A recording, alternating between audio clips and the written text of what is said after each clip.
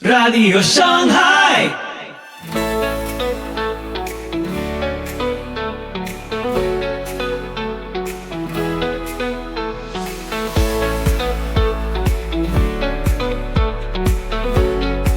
Muy buenos días, tardes o noches, donde quiera que estés. Soy Pipo Biglione y te doy la más cálida bienvenida a Radio Shanghai.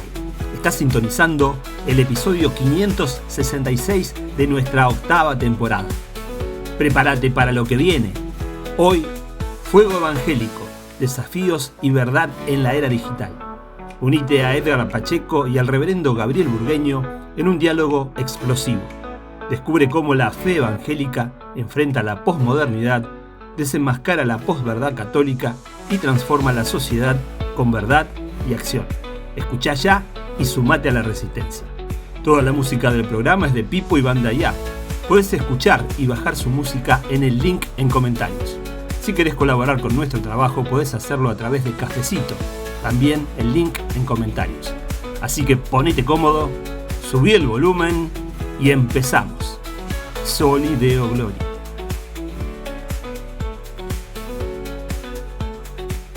Hoy tenemos con nosotros al machín Preach Gunner, al buen reverendo Metralleta que está acá, así que bienvenido, mi querido Burgueño. ¿Cómo andas? Muy buenas noches. Acá son las 23 horas, así que bendiciones a todos. Voy muy bien, estoy muy contento. Estamos cerrando la semana, nada más ni nada menos que el canal que alimenta muchas bocas, ¿no? Que está en pleno auge, así que, no, contento, hermano, bendecidos, gozosos en el Señor. Y principalmente por todo esto que se está dando, ¿no? Este bloque antipapista del cual soy parte. Contento, con expectativas. Bueno, espero que la gente también, ¿no? Sí, estaba viendo uno de los videos que hiciste hace unos días, mostraste tu pasado y tu presente, pero yo no me acordaba que estabas tan ¿Viste pesado, lo que te acordás? Era una ya, bola. totalmente otro. ¿Qué andabas? Como 200 kilos, ¿no? Te tumbaste como 100 203, 204, había perdido el rastro ya, ¿viste? Te imaginás que... Para quien no sepa, gente, y ahora me la va a devolver, yo le tiraba carrilla a Burgueño con ese asunto y ahora él me va a cerrar la boca porque efectivamente te tumbaste 100 kilos, loco.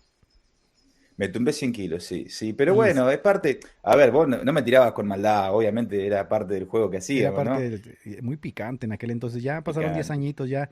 Estábamos 10 platicando años la vez pasaron. pasada, gente, que la cátedra del macho ya incluso se ve más madura, ¿no? Antes era mucha irreverencia, mucho picanteo, mucha...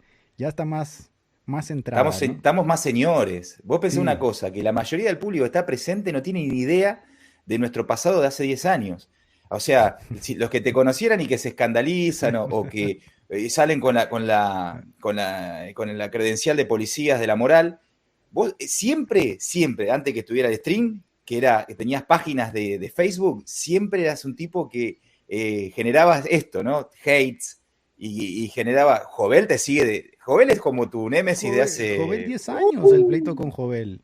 10 Sí, años, sí, picante, fuerte. Bueno, yo a Jovel 10 años. no le he dejado de seguir la pista, pero sí, la gente no sabe, hace 10 años nos metíamos en unos pleitos, en hate, en todo eso. Terrible. Pero ahora es YouTube, ahora estamos en YouTube, pero más calmados, la realidad. Más calmados, sí, más maduros, ¿viste? ¿Cómo Nada te que está ver, yendo? nada que ver. Cuéntame en tu obra que estás haciendo con los niños. Vos sabés que, ¿Cuáles son las sí, buenas nuevas? no, se extendió el ministerio, ¿viste? Con el tiempo, ya vamos casi 5 años de misión, se van agrandando porque viene gente, vienen hermanos que vienen de otras iglesias, que se suman por la visión que tenemos, y vienen personas que se convierten por la predicación y por los trabajos que hacemos. Entonces, se diversifica el trabajo de la misión.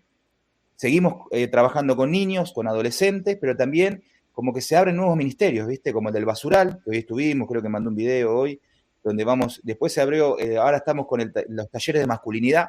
Por nosotros tenemos una situación. La mayoría de los adolescentes varones entre 15 y 18 años carecen de figuras paternas, ya sean porque están presos, ya sea porque los abandonaron o porque están muertos. Entonces tenemos un grupo de 6 adolescentes que no tienen figuras paternas y que nos estamos dando cuenta que eso está teniendo impacto en su desarrollo como varones. Así que nos pusimos a pensar, lo que venimos hablando un poco en la Cátedra del Macho también, y desarrollamos una serie de talleres. El primer taller es taller de herrería, van a aprender a soldar, arranca mañana, ¿sí? Pero aparte de que un taller de herrería, la persona que lo da, y yo voy a estar presente, somos dos adultos cristianos, padres de familia, bien conservas, ¿viste? Y la idea no es solamente que aprendan, sino tener un trato cálido, cercanía paterna con ellos, para como, ¿viste? Cohesionar todo, el oficio y la figura de autoridad masculina. Pero eso que estás diciendo lo hemos abordado en otras ocasiones, el hecho de que ciertamente este es un problema social que está bien enraizado en la sociedad, el asunto de las familias disfuncionales. Creo que las últimas estadísticas, 40% de las familias de Es Hispanoamérica un no tienen papá, o sea, son familias disfuncionales. No es como que algo que nos debería sorprender porque muchos de los que estamos aquí y muchos de los que están en el chat y muchos viven de familias disfuncionales. Y eso sí genera un caos en la sociedad, ¿no? Porque ciertamente Totalmente. psicológicamente las estructuras mentales se fraguan en torno justamente a mamá y papá y te falta uno y eres el pájaro del ala rota. ¿Qué viene el trabajo holístico, ¿no? La iglesia debería involucrarse ciertamente en eso y hacer la lectura social precisa en cuanto a eso. Vos sabés que la idea nuestra es, no sé, viste que nosotros, yo publico mucho lo que hacemos, no es solamente recibir apoyo, sino también inspirar. Nuestra idea es comunicar una nueva forma de hacer iglesia, principalmente con estas temáticas socioculturales que estamos viviendo. Como hablamos del matrimonio, como hablamos de la masculinidad, no podemos simplemente creer que porque nosotros transmitimos conceptos, los conceptos por sí solos van a obrar, ¿no?, en la transformación integral del adolescente. No, tenemos que actuar en consonancia. Entonces, si tenemos gente con oficio dentro de nuestras comunidades, que presten el servicio de la paternidad que no tienen, que sean padres de corazón con aquellos adolescentes que están ahí, ¿no? Bueno, un poco de eso, ¿no? Y un poco lo que decía vos también. Sí. Burge, aparte de eso, a ver, también creo yo que se va creando, esto lo hablaba mucho Wesley, ¿no? Cuando empiezas el compromiso con la acción social, creo que al principio quizá, ¿no? Como no estás habituado, no estás acostumbrado, la iglesia no tiene una visión holística muy fuerte, sobre todo en el área social, empiezas a conocer realmente los problemas.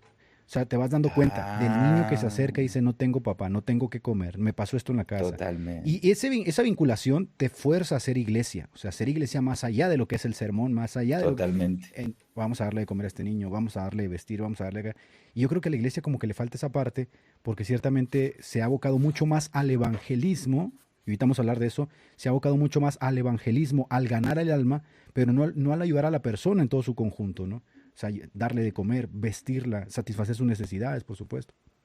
Sí, indudablemente que es un poco la visión evangélica en Latinoamérica, y la obra de caridad queda como en un segundo plano, como una cosa casi obligatoria, una cuota obligatoria tiene que hacer la iglesia. Entonces cada tanto hacemos un tipo de actividad social, pero no hay un compromiso real con la comunidad que está viviendo situaciones vulnerables, e inevitablemente eso no tiene un impacto profundo, porque el evangelio no solamente busca ganar almas, ¿no?, sino que el evangelio lo que busca es una transformación de lo que está a nuestro alrededor. Somos sal y luz del mundo, no somos actores simplemente que buscan traer gente a nuestras iglesias, somos actores históricos de fe que lo que buscan es transformar la sociedad, ir a través de la predicación del evangelio y de nuestro testimonio y de nuestras obras, transformando la sociedad. Justamente nos quejamos de que estamos viviendo en culturas que se oponen, pero radicalmente, a la moral cristiana y a la forma de ver la vida del cristianismo, pero tampoco actuamos en consonancia, con verdadera eficacia, ¿no? Entonces me parece que hay algo para meditar, y principalmente, y nos metemos en temas si querés, vos dijiste algo, la desintegración de la familia, no es algo que se da de suyo, que se da espontáneo, no.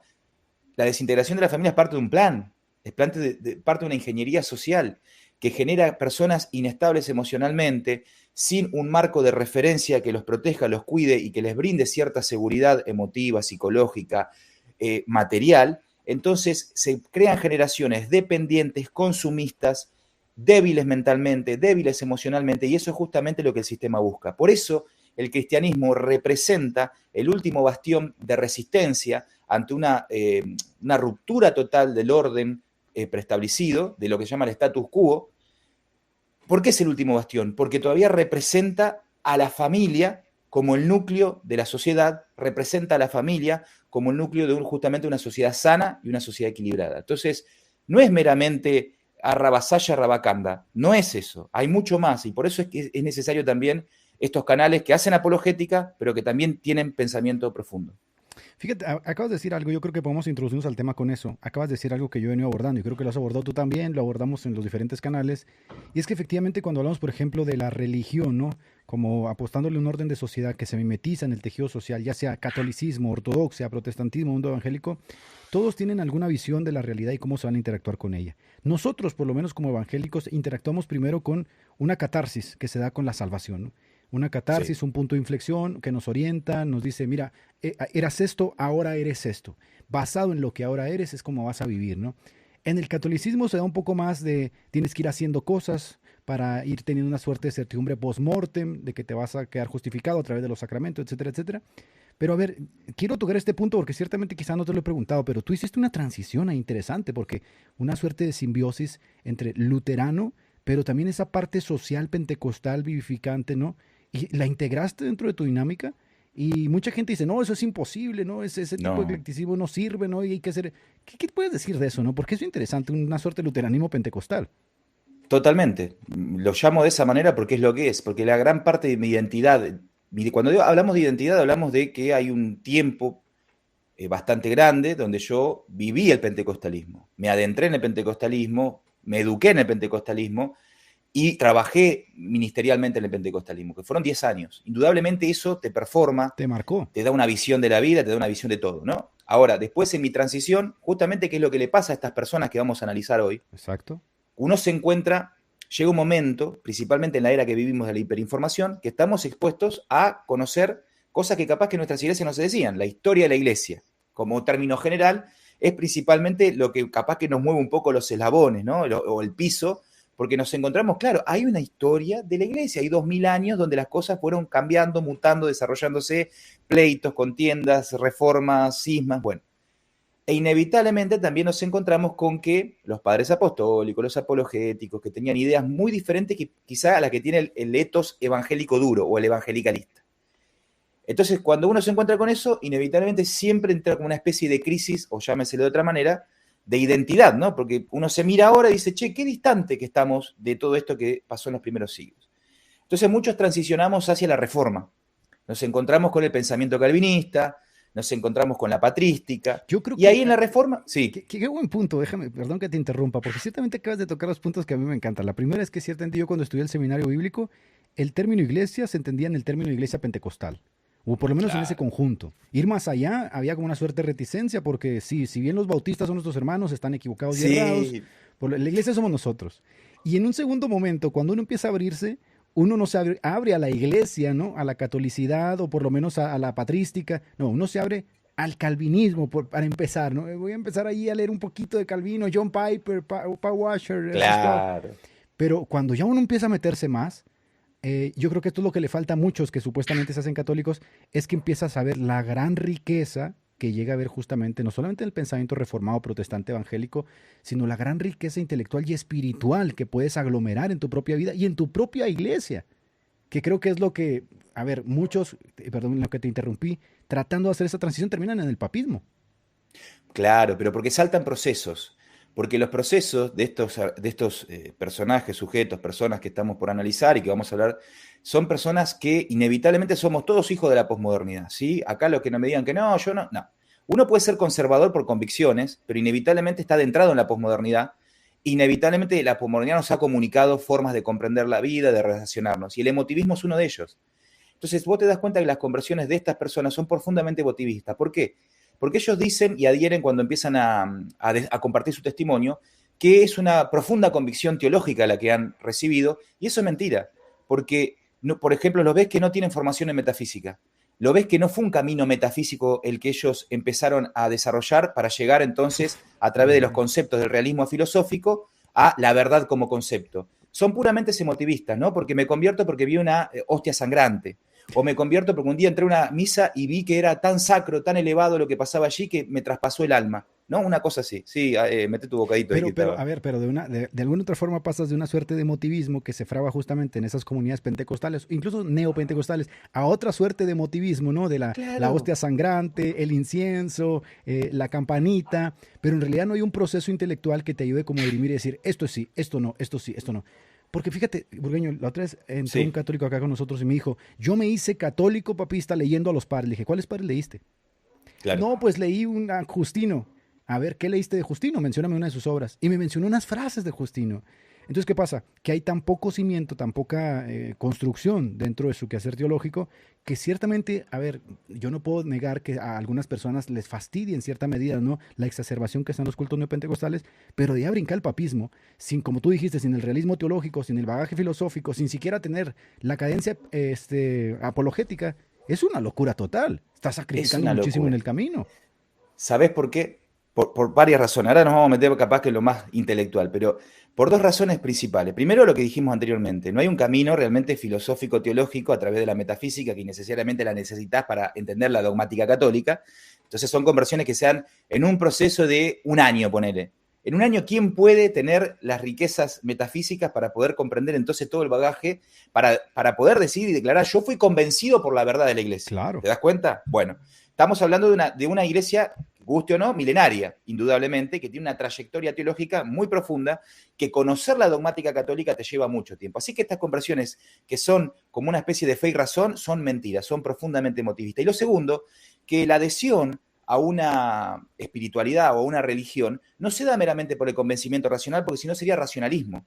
Se da también por el convencimiento espiritual, o sea, la adhesión más importante del sujeto, que es el hambre espiritual, que eso se da a través de la experiencia. Yo me pregunto, ¿cuánto tiempo pasaron ellos experimentando la fe católica? Por ejemplo, te doy un ejemplo, no solamente la misa, sino toda la actividad católica, que por ejemplo, peregrinar a través de un santo para pedirle trabajo, hacer tipo de prendas, o todo ese tipo de fantochadas paganas que tiene el catolicismo. ¿Realmente las vivieron, las experimentaron? ¿Fueron una procesión y sintieron profunda convicción de que estaban llevando la imagen de la corredentora María y sienten una comunión real con María? ¿O es puramente convencionalismo porque ya dieron un salto al vacío e inevitablemente tienen que adherir y sus egos se los hace adherir, pero realmente no lo han experimentado? ¿Te das cuenta? Son conversiones inmaduras, son conversiones que no son reales, son, y lo repito otra vez, son profundamente emotivistas. Bueno, por ahí alguien dice que sobre la marcha puedes ir conociendo todas esas cosas sin el problema de que, aceptando el problema que, a ver, tienes deficiencias, pero aceptando que la iglesia es verdadera. Entonces se parte como de la iglesia católica es verdadera y sobre la marcha voy conociendo. Pero eso tiene gravísimos problemas, porque presupones algo que deberías de probar, que la iglesia católica romana es la verdadera. Y eso también tiene su bagaje eclesiológico, filosófico, epistémico, que no es nada más decir como que yo creo que la iglesia es verdadera. De hecho, lo platiqué yo con el cura Veroch cuando debatimos el asunto de, a ver, si tú quieres que yo abrace el asunto de la infalibilidad papal, que es central dentro de la dinámica religiosa del catolicismo, yo lo primero que tengo que hacer es aceptar eso, pero no aceptarlo como un fideísmo ciego, porque tiene un desarrollo estructural dentro del propio dogma. Entonces, si no me convence, ¿cómo es que me voy a hacer católico romano? Ahora, estos personajes que se hacen católicos y lo prenden en una cámara y al siguiente ya están haciendo apologética contra el protestantismo. Exacto. ¿Cómo se logra eso? ¿Cómo de repente sales de una secta y de repente ya estás atacando al protestantismo? Sí, eso es el fenómeno más extraño que hay, porque indudablemente uno puede comprender justamente que por, no sé, por el vacío de la sacralidad, por el vacío de los símbolos, por el vacío de los signos en el mundo evangélico duro, y ante justamente un vacío de la propia posmodernidad que ha eliminado todos los signos de lo trascendente, haya una necesidad de volver, por ejemplo, una liturgia que tenga todos esos elementos que no tiene el mundo evangélico, ponele, ¿no? Que sí lo tiene el mundo protestante, pero que capaz que el mundo evangélico pentecostal no lo tiene o el mundo evangélico bautista no lo tiene, ¿no? Indudablemente ahí puede haber un factor, pero como decís vos, ¿cómo se da esto de que 6 meses después, 7 meses después, se lleva una convicción tan profunda que se empieza a hacer apologética contra el protestantismo, contra lo que vos fuiste anteriormente? ¿Te das cuenta que no hay realmente una experiencia de fe masticada? No hay una convicción profunda. Vos sos un hombre de, ¿cuánto? 36, 37 tenés, Edgar. 36. E inevitablemente somos jóvenes, pero no somos tan jóvenes. Y algo que hemos aprendido con nuestra juventud no tan joven es que lo siguiente, que uno se va afianzando con el tiempo, que la sabiduría la va adquiriendo también a través de la experiencia, que el conocimiento también tiene mucho más que ver con la experiencia que a veces con el comerse todos los libros. E indudablemente estas personas que no tienen una experiencia arraigada, que no vienen de familias católicas, que no vienen de tradiciones católicas profundas, que lo hagan tener un sentimiento de pertenencia real a algo que hay que custodiar y hay que defender, salen a los 6 meses a hacer apologética. Es completamente sospechoso. Parecen chicos adolescentes. Sí. Fíjate que voy a retomar eso que dijiste, porque ciertamente, a ver, hace 10 años quizá yo tenía una posición respecto a mis convicciones teológicas que tenían sus especificaciones y aristas respecto al calvinismo, respecto al wesleyanismo, respecto al arminianismo, pero ciertamente te vas afianzando en la fe, vas madurando en la fe, vas pasando esos procesos y te vas dando cuenta de la riqueza en la cual puedes vivir dentro del propio mundo protestante y que esas divisiones que quizá se pueden gestar, ¿no? Porque alguna persona puede ser muy, no sé, muy reticente a las concepciones del otro, cuando las sobrepasas dices, es que en el mundo evangélico hay una riqueza impresionante. Ciertamente hay una riqueza impresionante. Y entonces te alejas cada vez más de esa idea de me voy a hacer papista porque no encontré la sacralidad. Pero es que la encuentras. Sí la encuentras. Hay sacralidad en el mundo Exacto. protestante, pero también hay esa vivencia, hay esa experiencia, hay esa búsqueda espontánea. Está todo en el mundo evangélico. Totalmente. Es más, el mundo protestante, principalmente hay muchos pensadores, 3 o 4 por lo menos eruditos reformados, filósofos, éticos del pensamiento reformado, obviamente británicos, europeos, que ellos vienen trabajando sobre el tema de la desacralización y la pérdida del símbolo en el mundo cristiano protestante, y justamente están trabajando sobre esta recuperación que el protestantismo a primera mano lo mantuvo, pero después vos sabés que los movimientos pietistas tuvieron un fuerte impulso en cambiar un poco las estructuras, ¿no? Porque veían un problema, frialdad, todo aquello que vos ya conocés, e inevitablemente el triunfo de esas miradas pietistas, posteriormente evangélicas, sobre el mundo evangélico es rotundo, ¿no? Por eso vemos que la mayoría de las espiritualidades evangélicas están vaciadas de signos, o no vaciadas, porque esto es un error, creer que se puede renunciar a los signos o a los símbolos, se los reemplaza. Y lamentablemente el reemplazo de esos símbolos que son tradicionales, que pertenecen a nuestra identidad pasada, que vienen de la era patrística, que vienen de la Edad Media, incluso hay símbolos rescatables, formas de pensar, formas de hacer teología que son positivas. Tuvimos la escolástica reformada, nada más ni nada menos. O sea, los símbolos y los signos del pasado son importantes porque nosotros no renunciamos. El mundo evangélico, el pentecostal o el bautista que cree que renunció a los símbolos está No, lo equivocado. sustituyó. No renunció a los símbolos ni renunció a los signos, los sustituyó. Y principalmente las iglesias neopentecostales y carismáticas los ha sustituido por la mercadotecnia, los ha sustituido por un ideal del consumo. Por eso tenemos esas iglesias, mega iglesias extraordinarias, que son centros comerciales, que son pubs, que son boliches, que son cualquier otra cosa menos una iglesia tradicionalmente hablando, ¿no? Porque justamente han cambiado y sustituido los símbolos. ¿Por qué? Símbolos que nos remiten a lo trascendente, símbolos que nos remiten a la belleza, símbolos que nos remiten a la verdad, por símbolos superfluos, por símbolos comerciales y por símbolos que se desvanecen automáticamente. Yo salgo del culto, ¿no? No sé qué pensás de Yo había eso. hecho un análisis respecto a eso en cuanto a la desacralización, que ciertamente se ha dado como fenómeno de la modernidad y la posmodernidad, y las lecturas que han hecho las propias iglesias, porque tú dijiste ahorita algo, la iglesia evangélica terminó dominando el leto religioso, y eso es verdad. O sea, cuando tú ves el leto religioso, el arquetipo, el estereotipo del leto religioso es el evangélico, ¿no? El alabanza, la liturgia evangélica, el sermón como pináculo, ¿no? Del culto y la liturgia. Es raro que los evangélicos en su conjunto, por ejemplo, estén familiarizados con una misa luterana, o con el anglicanismo, o incluso con el presbiterianismo duro. Exacto. Es muy difícil, porque ciertamente lo que ha dominado es la experiencia, ¿no? Que surge de esos movimientos pietistas, de santidad, esos movimientos que terminan dominando. Pero también, ¿no?, yo he hecho esa lectura, ¿no?, de la desacralización, viendo que la propia Iglesia Católica viró hacia allá, en el sentido de que si no se insertaba en esa dinámica, terminaban totalmente desbancados de la sociedad. ¿Y qué hicieron? En una primera instancia le responden al protestantismo protestantizando la propia misa, que una misa católica hoy es muy parecida a la misa luterana. Exacto. Y en una segunda instancia le apuestan a la renovación carismática para responderle a los evangélicos protestantes pentecostales. ¿Qué demuestra esto?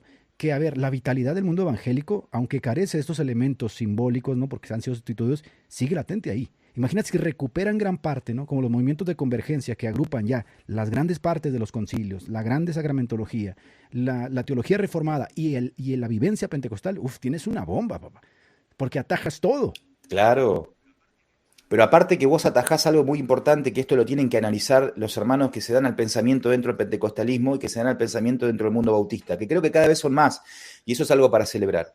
Tienen que pensar que la iglesia es siempre la iglesia, siempre es custodia de la verdad, eso estamos de acuerdo, pero la iglesia está sumergida en distintos estadios de la historia, e inevitablemente tenemos que conocer el momento histórico en el que estamos viviendo, ¿no? Cómo se piensa, la cosmovisión que hay, pero principalmente los estratos filosóficos que subyacen en la forma de hacer, del quehacer de los seres humanos, del quehacer de la sociedad, de la política y eso. Entonces, quizá no están dándose cuenta, o por ahí sí, dudo, de que estamos ante una sociedad que estaba tan vaciada por la posmodernidad, tan vaciada, tan ensimismada, de que la verdad está dentro mío, que lo trascendente en realidad está dentro mío, no fuera de mí, por lo tanto lo que yo soy es lo que es y es lo que tengo que expresar y tengo que hacer caso a lo que yo soy o lo que yo siento. Eso es el emotivismo puro de la posmodernidad. Hay una vuelta a las religiones, y principalmente las religiones monoteístas, porque, claro, ¿qué vació esta década o veintena de años de la posmodernidad? ¿De qué vació? Lo vació de teleología, lo vació de sentido de trascendencia, e inevitablemente, ¿cómo se recupera eso? Meramente de una manera conceptual. No, vos tenés que adherir a los 5 puntos del calvinismo. Entonces ahí, no, porque el lenguaje es un signo, es un símbolo. Comunica, indudablemente, pero no es la única forma de comunicación que tiene el ser humano. Las cosas que vemos, lo tangible, lo que tocamos, lo que vemos, lo que palpamos, son otras formas de comunicarnos entre nosotros y Dios se comunica a través de ella, ¿no? Por eso, por ejemplo, recuperar la idea de que la Cena del Señor es un sacramento, no necesariamente tienes que adherir a la presencia real como tal. Un pentecostal nunca lo va a hacer, yo ya lo sé.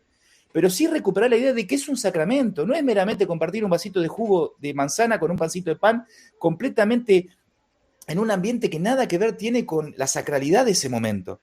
¿Te das cuenta? Entonces la recuperación de esos signos y símbolos cristianos, como por ejemplo los sacramentos, el bautismo con la debida reverencia, no una pileta en una pantalla gigante y gente así random bailando mientras se bautiza la gente a mansalva, es un momento sagrado, es un momento donde, ponele que vos sos meramente simbolista, se reafirma tu fe de testimonio público ante los demás, estás demostrando que moriste a tus pecados y que renacés de nuevo. ¿Cómo puede ser que dancen, canten, música, un predicador que parece un showman y todo se dé en ese marco? Entonces, justamente la iglesia, sin darse cuenta, se sumó al pensamiento de la posmodernidad y no lo combatió. Entonces, este es el momento para repensar dentro de las teologías, sin tener que negociar lo que se cree, en volver y retornar a lo que nos pertenece, que son esos símbolos y que son esos signos que inevitablemente nos remiten a lo trascendente, que nos comunican el Evangelio, que nos comunican la comunión con Dios,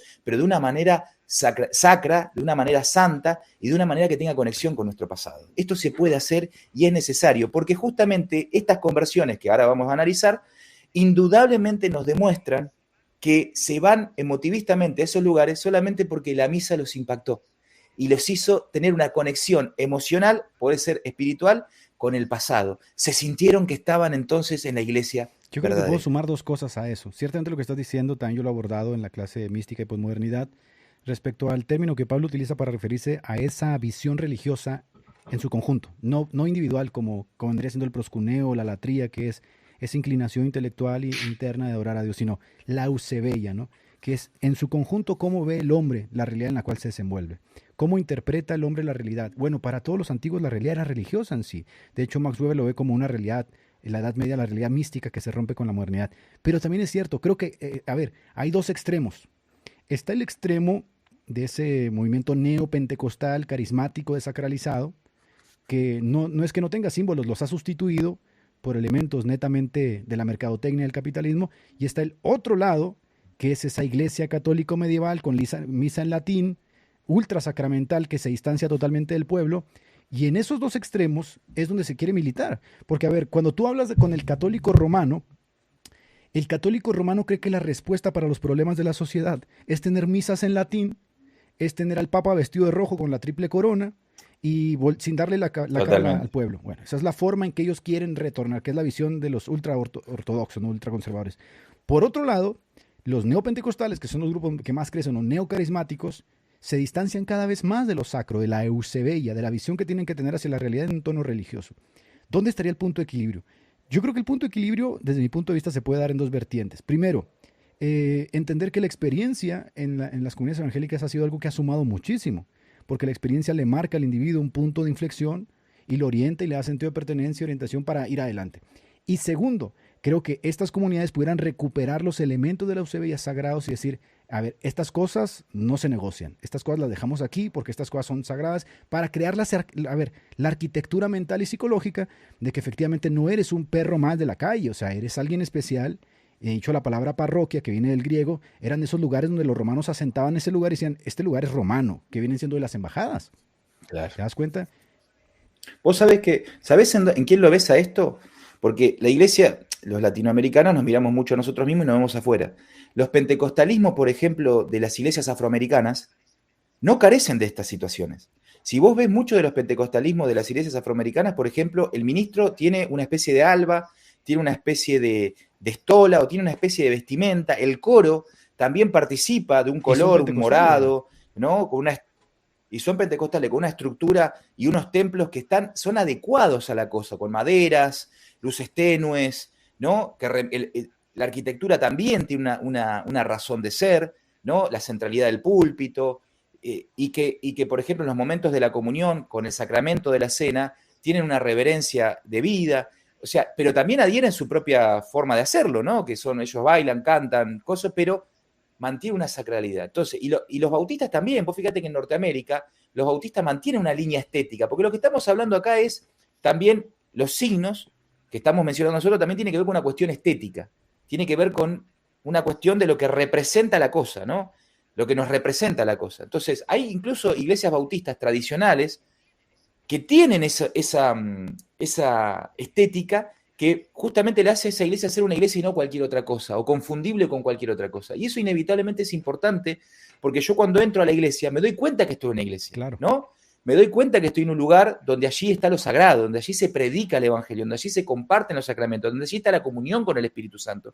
Pero yo, por ejemplo, entro a una iglesia neopentecostal, estas mega iglesias, y no sé si estoy en un anfiteatro, no sé si estoy en un lugar que se dan espectáculos, no sé si estoy en un lugar que es un pub, no hay diferencia, no hay una conexión con lo sacro. Y esto es justamente porque se piensa que no hay conexión entre el individuo y la cosa, no hay conexión comunicativa entre una cosa material que está ahí y yo que la estoy, obviamente, haciendo inteligible, o la estoy leyendo, la estoy viendo, ¿no? O estoy aprendiendo lo que está ahí adelante, ¿no? Entonces, este también es un error conceptual propio de un cristianismo evangélico, con esto voy a ser duro, y capaz que se van a enojar algunos, que inevitablemente creció sin una verdadera formación teológica, sin una buena formación filosófica, e indudablemente desconectado de todo el quehacer intelectual, que también eso es muy importante, ¿no? No sé qué pensás vos, Bebe. A ver, ahorita que dijimos que no se han quitado los símbolos, se han sustituido, pero es que la imagen estereotípica de el culto evangélico es un pastor enfrente de un púlpito. Esa es la realidad. Es una forma simbólica, ¿no?, de entender la fe dentro del marco de la propia vivencia del pentecostalismo, del mundo evangélico, etcétera, ¿no? O sea, sí hay símbolos que están ahí comunicando ideas, pero otros símbolos se han totalmente desacralizado o se han visto en menos, sobre todo en los lados neopentecostales.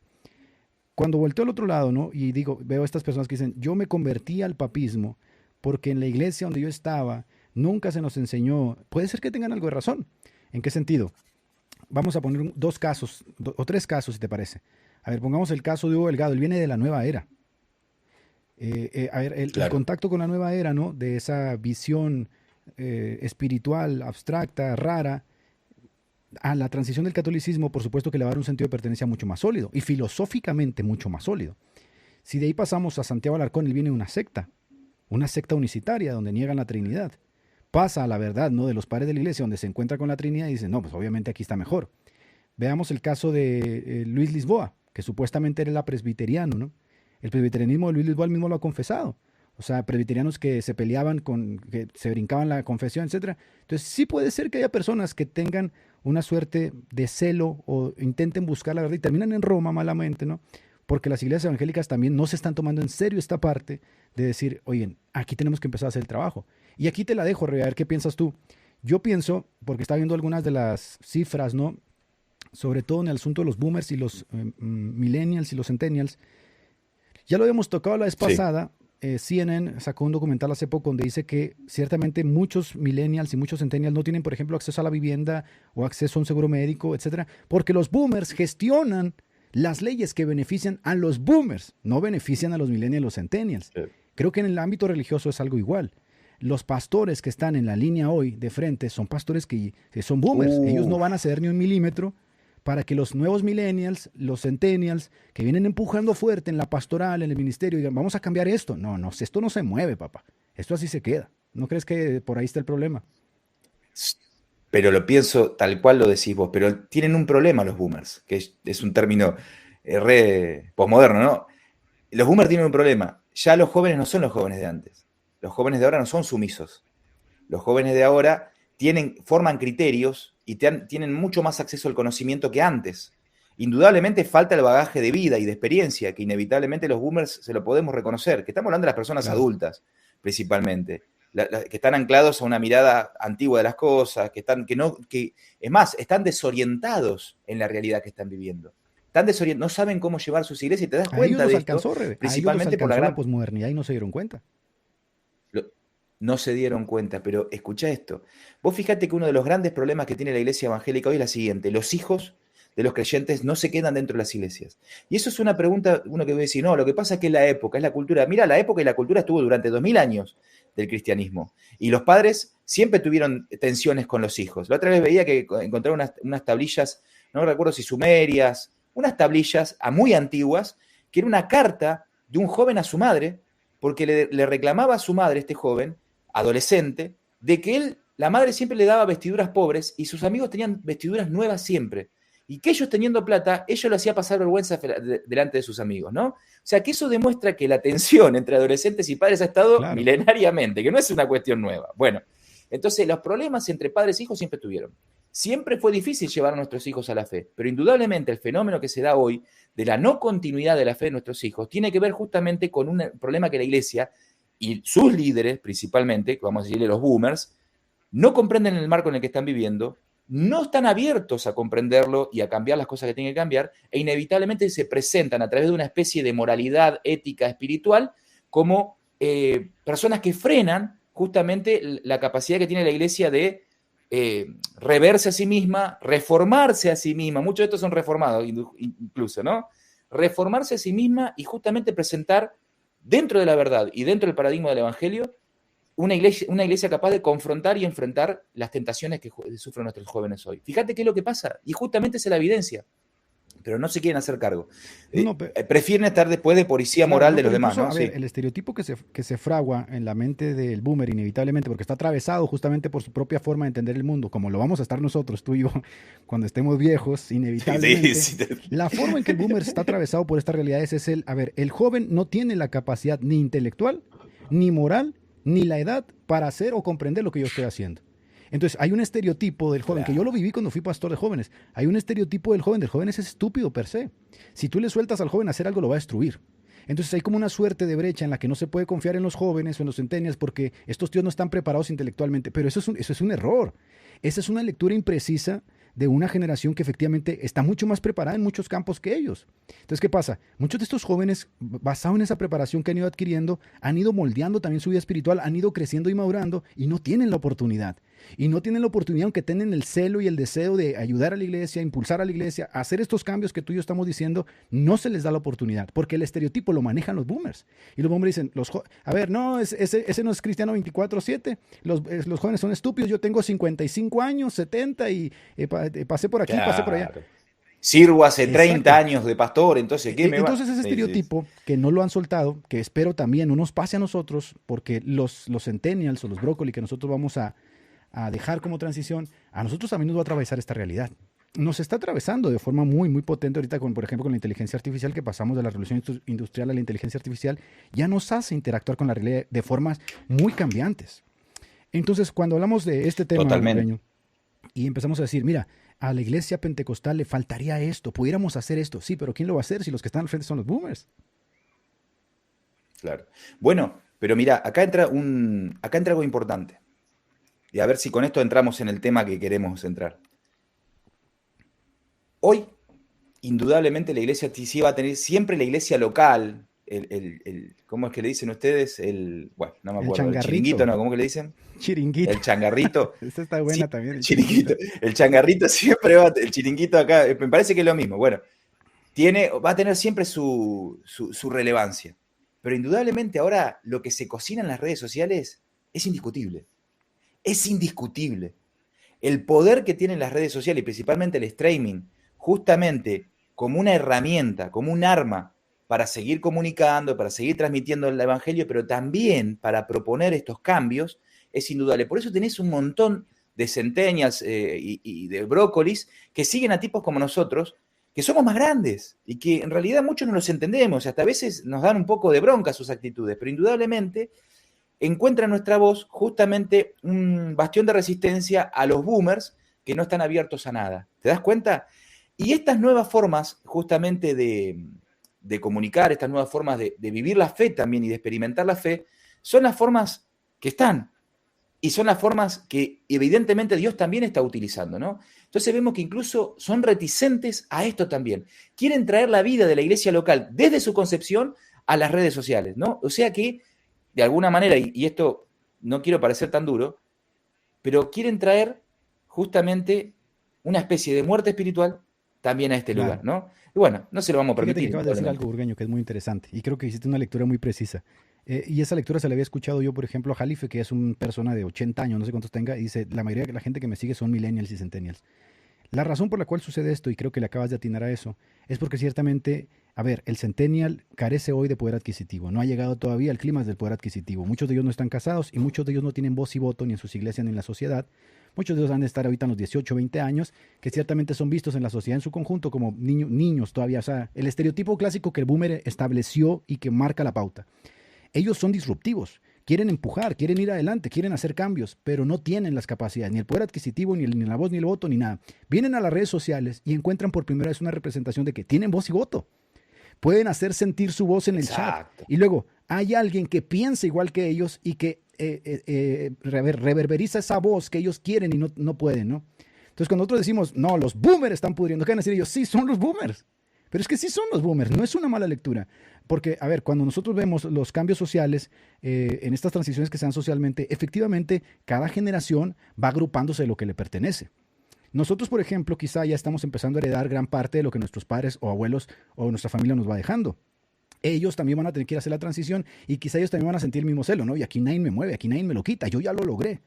Por eso es bueno que nosotros al hacer la lectura de las generaciones, ¿no? Entendamos que por lo menos estamos conviviendo 4 generaciones atravesadas por distintas paradigmas que son los boomers, los X, los millennials y los centennials. Y las redes sociales dominadas por centennials y millennials y las iglesias por boomers y X. Es un quilombo eso. Es un quilombo, indudablemente. Indudablemente. Pero bueno, a ver, también estamos nosotros evitando en este diálogo saber que el Espíritu Santo está siempre con su iglesia, inevitablemente nos va a seguir guiando y nos va a seguir haciendo permanecer y obviamente triunfar. Pero indudablemente estamos ante una etapa re compleja, principalmente por los avances que tenemos en tecnología y en la forma de comunicación que nos superan. Nunca estás enterado de todo. Mira, ¿te das cuenta? Roberto dice, sí, claro, van a cambiar el mundo desde el chat. Es un boomer, sí, porque si él supiera cómo se dio la primavera árabe, surgió en un chat de Messenger de Facebook y de ahí estalló. Entonces, se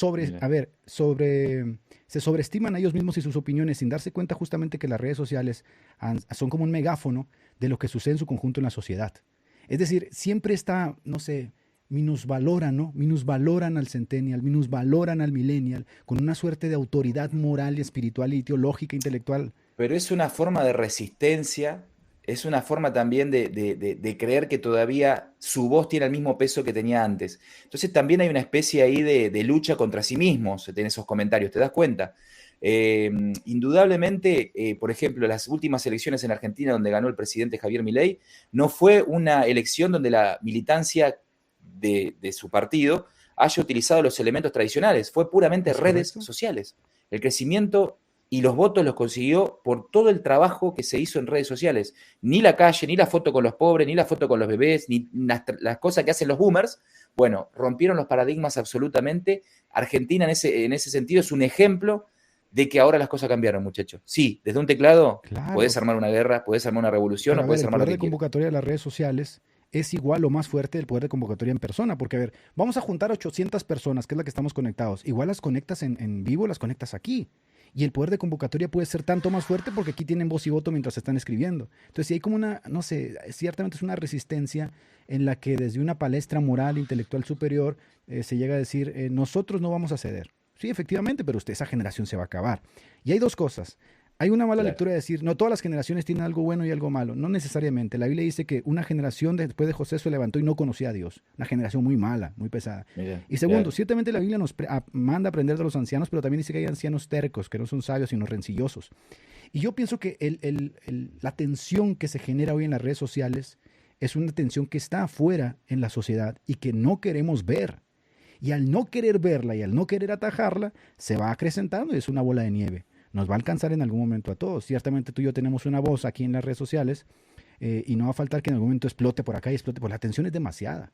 Pero retomando el tema, volviendo al tema, Sí. cuando nosotros, por ejemplo, pensamos en la iglesia, ¿no? Con todos estos problemas, todos estos cambios, la iglesia católica ha intentado responder a los cambios de la modernidad, ha intentado responder a los cambios que se han dado en la posmodernidad, la modernidad líquida, apostándole al Concilio Vaticano II, al diálogo ecuménico e interreligioso y al no proselitismo ni evangelización. ¿Qué opinas de eso?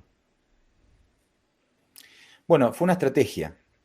Mira, el catolicismo no toma decisiones a mediano plazo, ¿sí? Estamos hablando de una institución milenaria, de una institución con peso geopolítico, una institución que tiene sus propias instituciones financieras. Esto es algo que a veces los evangélicos, principalmente los que consumen este contenido, no tienen en consideración.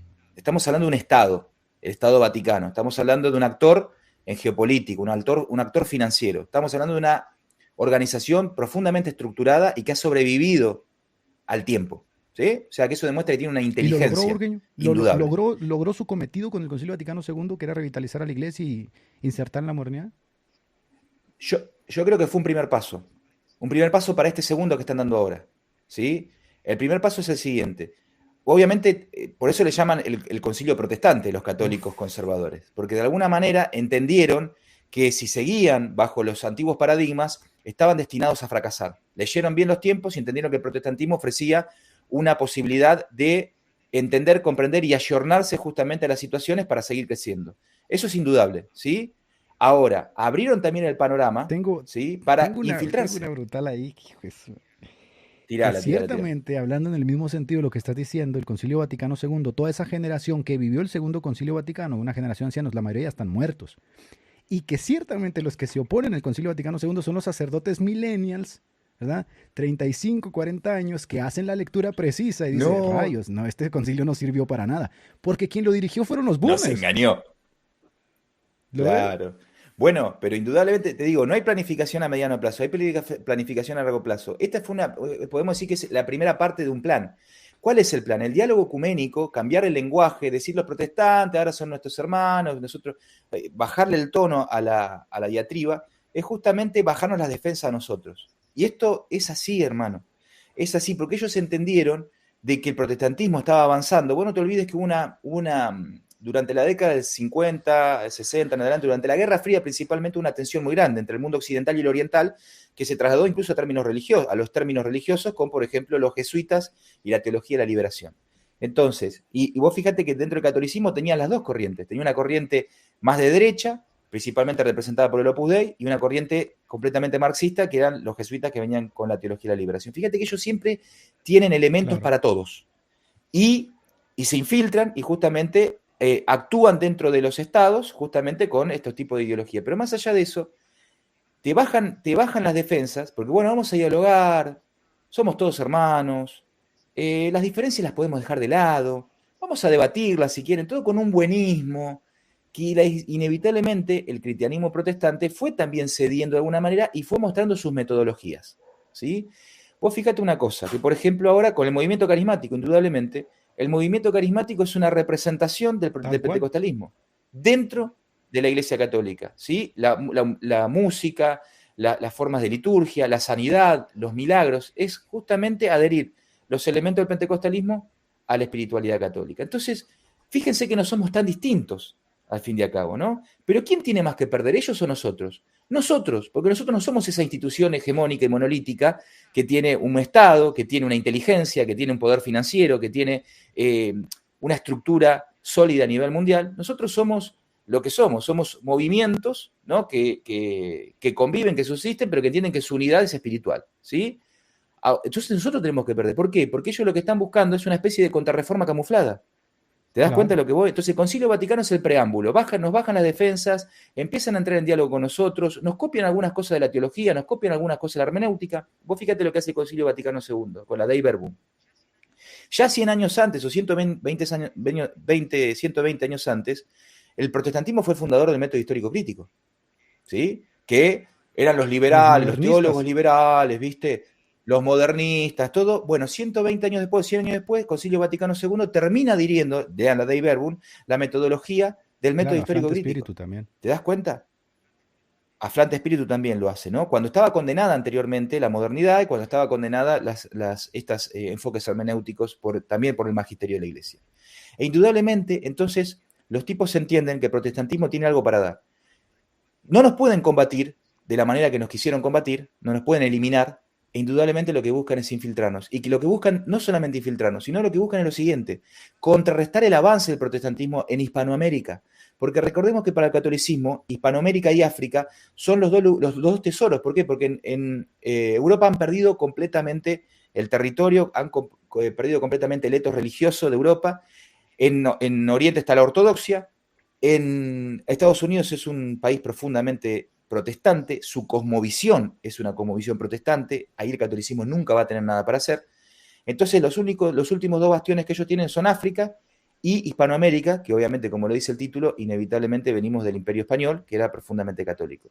Pero ¿qué pasa? En Centroamérica y en Latinoamérica, de la década del 60 en adelante, los movimientos evangélicos han ido sistemáticamente, ¿sí? Sistemáticamente, ganando adeptos del catolicismo. Por ejemplo, hoy hay un trabajo del episcopado argentino, teólogos del episcopado argentino, la preocupación que tiene el Vaticano justamente de que en Centroamérica, en países como Guatemala o El Salvador, ya el 90% de la feligresía católica se hizo pentecostal. Estamos hablando de números en Centroamérica, del 75 al 90% de la feligresía católica se ha ido al pentecostalismo. Y a eso súmale, por ejemplo, Brasil, uno de los países más católicos, México, sí, uno de los países más católicos, Filipinas. Súmale que la visión que tiene el catolicismo es católico porque fue bautizado de niño y por lo tanto es católico. No tienen una vivencia católica porque 7 de cada 10 católicos están en pecado mortal según las estadísticas del Pew Research. En cambio, cuando dices el 90% de los guatemaltecos hoy se declaran pentecostales, estás hablando de personas que militan activamente su fe, son evangelistas, van a vivir la fe como tal. Hay una diferencia abismal, diametral totalmente. Bueno, justamente este es un punto interesante. Entonces en Centroamérica tenemos estos números, tenemos un creciente crecimiento entonces en México, en Brasil, en Argentina. Indudablemente hoy en Argentina el 15% se considera evangélico y ese 15% de evangélicos es mucho más poderoso que el 50% de católicos que se dice católico por justamente lo que decimos, por tradición, porque me bauticé o por lo que fuera. ¿Por qué te digo que es más poderoso?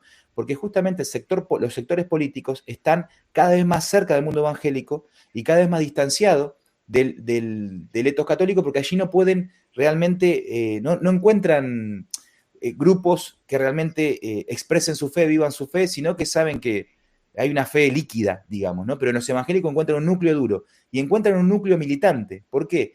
Porque si el evangélico cree en esto, entonces el evangélico lo milita, ¿no? En el evangelio es el caso. Por eso también el mundo evangélico se expande tan rápido. ¿Y por qué no copian las metodologías los católicos? Porque esta es una pregunta que nos tenemos que hacer.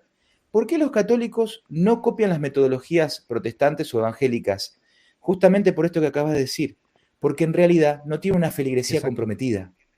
Porque en realidad a la mayoría de los católicos les avergüenza hablar de su fe. Porque van a la iglesia o por costumbre o por la culpa, o van a la iglesia porque encuentran un lugar en el que se sienten cómodos, charlar con el cura, y aparte, ¿sabes qué, los ministerios que... Sí. El compromiso de los políticos con la Iglesia Católica en cualquier estado, ¿no? Es entender que la Iglesia Católica te va a hacer un peso, una carga más que una ayuda. Porque la Iglesia Católica te va a drenar. A ver, los concordatos que la Iglesia Católica tiene con muchos países es que el Estado les esté financiando económicamente como institución. Te va a drenar. Eso es un peso para el Estado, una carga para el Estado. En segundo lugar, los feligreses, en última instancia, si se les da esa reverberación en el catolicismo, se deben al Papa. Entonces no son comunidades que echan raíces de forma autóctona, sino que en última instancia se deben al Papa. Y entonces tienes a dos líderes compitiendo, al Papa y al jerarca y al jefe de Estado.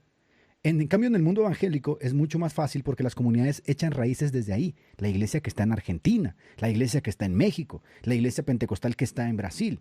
Acá no, esas iglesias terminan sometiéndose al Papa y el Papa determina el rumbo de esas iglesias. Entonces, para un jerarca, ¿no? O para un estadista, o para una persona que está al frente de una nación, dice, pero a ver, si este Papa me echa en contra a esta gente, pues se va a crear una división aquí. Por eso muchas veces la Iglesia Católica, tratando justamente de, no sé, meterse al diálogo social, le ha apuntado mucho, sobre todo por los que andan ahorita, a la guerra cultural.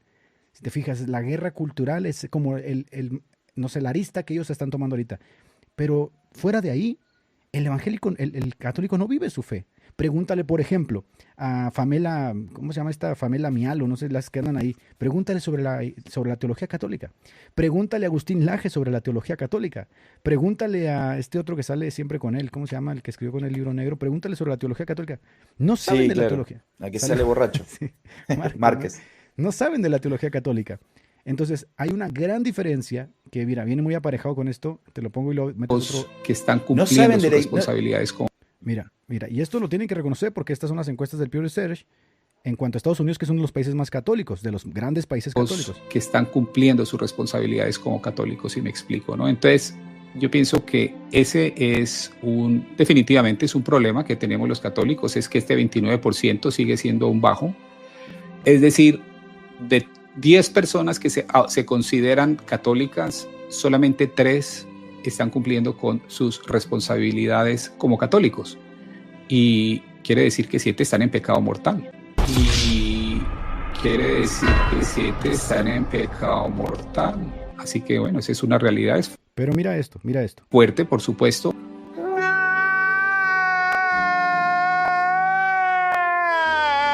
Lo que sigue, ve lo que sigue, porque va muy de la mano con lo que estamos hablando.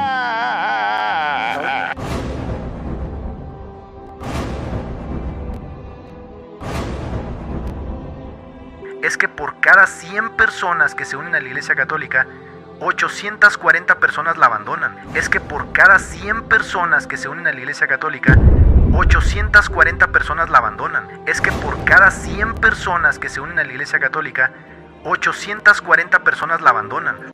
¿Qué tenemos acá? Tenemos otra evidencia más. Estas son las cifras del Pew Research. Por cada 100 que ganan, pierden 800. Y estas son de América. ¿Qué están haciendo? Están tratando de vender un catolicismo inexistente en el que aparentemente hay una conversión en masa de los protestantes, ¿no? Así como una manada de protestantes haciéndose católicos. Cuando vas a las estadísticas, dicen, no, realmente se están desangrando. Y de esos 800 que pierden, 34% terminan en nuestras iglesias. Es todo lo contrario. ¿Por qué están haciendo esto, Burgueño? ¿Por qué están vendiendo este catolicismo falso? Porque es parte de la posverdad. Porque, como te digo, entendiendo los tiempos, inevitablemente, y en una sociedad profundamente emotivista, lo repito de nuevo, la verdad no tiene relevancia. Lo que importa es lo que la gente cree que es verdad o lo que la gente adhiere a través de sus sentimientos. Entonces vos creás metarrelatos, creás posverdad, entonces, y eso inevitablemente tiene algún impacto. ¿Por qué no te parece raro que de pronto haya, en Estados Unidos también, no solamente en Hispanoamérica, tantos canales de apologética católica que le tiran al protestantismo? Hay una financiación ahí, creo yo, y ¿no? Yo creo que algunos canales sí tienen una financiación, no necesariamente una financiación que, me transfirió el Vaticano, porque así no opera nadie. Los servicios de inteligencia, sí, el Vaticano tiene servicio de inteligencia, esto es así, indudablemente, saben cómo hacer este tipo de cosas, ¿no? Entonces tienen tipo servicios inorgánicos, que pueden ser Como uno o proxies. dos, ¿no? Y el resto copia. El resto sigue, ¿no? Esta alienación, porque bueno, mirá, esto está pegando, salimos a hacer lo mismo, ¿no? Pero siempre hay 3 o 4 que son pioneros en eso, que indudablemente reciben algún gesto por parte, no solamente un gesto, sino una formación para hacerlo. E indudablemente esto nos demuestra entonces que el Vaticano hoy está trabajando a través de las redes sociales y de la posverdad. Por eso yo te decía, ¿por qué no copia nuestros métodos de evangelismo? ¿Por qué no tiene la capacidad de hacerlo? Porque no tiene feligreses comprometidos realmente, y a la mayoría les avergüenza compartir el evangelio y compartir su fe, ¿no? Porque ellos tienen una fe mucho más individualista que la que nos dicen a nosotros los protestantes. Nosotros los protestantes somos mucho más comunitarios que ellos como católicos. Esto es una gran verdad, ¿no? Pero más allá de eso, Edgar, pasa esto que te digo. Ellos entendieron que hoy en las redes sociales se cocina la crema, ¿sí? Entonces, están justamente trabajando profundamente en este tipo de contenidos. Contenidos que son no solamente apologéticos, sino contenidos de seducción, contenidos de casa, entendiendo que hay un vaciamiento en la posmodernidad del símbolo, del signo y de aquello que nos remite a lo trascendente, tratan de convencer a los jóvenes, ¿no? De que, bueno, miren esto, la sacralidad, la espiritualidad, los cantos gregorianos, ¿no? Entonces le dan ese sentido de místico que le falta justamente a la sociedad posmoderna y atraen a jóvenes a través de ese tipo de herramientas. No sé qué pensás vos y, mirá, Fíjate eso que, está bueno. a ver, obviamente como todo esto se vende bajo el matiz de es una iglesia, son cristianos, espirituales, ellos serían incapaces de hacer este tipo de cosas, que es parte justamente de esa narrativa de son moralmente superiores, representan el arquetipo de lo bueno. No, por supuesto que tienen proxies, por supuesto que están involucrados también en todo este batidero. Barragán creo que fue uno de los primeros que denunció justamente que el proyecto de Amatuli y el proyecto de este señor El Toro venía bien financiado por el Vaticano justamente con la intención de frenar a los evangélicos. Y no hay que ser muy sabios, Burgueño. Los argumentos que estos tíos esgrimen son basura, o sea, son de bajísimo nivel, pero de verdad de bajísimo nivel. ¿Qué es lo que los mantiene en la palestra? Los mantiene en la palestra lo que tú acabas de decir, la necesidad de construir una posverdad que les dé una suerte de sentido de pertenencia creando un objeto desagrado que es el protestante.